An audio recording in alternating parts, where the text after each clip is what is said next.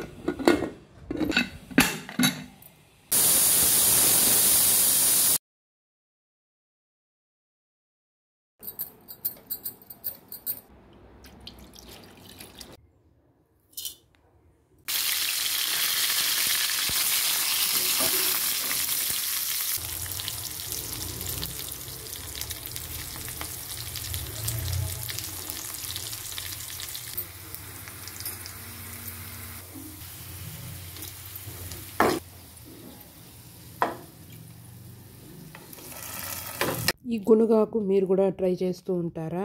మీకు ఈ గునుగాకు పప్పు నచ్చుతుందా నచ్చదా కామెంట్ చేసి చెప్పండి. ఈ వీడియో నచ్చితే లైక్ చేయండి, షేర్ చేయండి.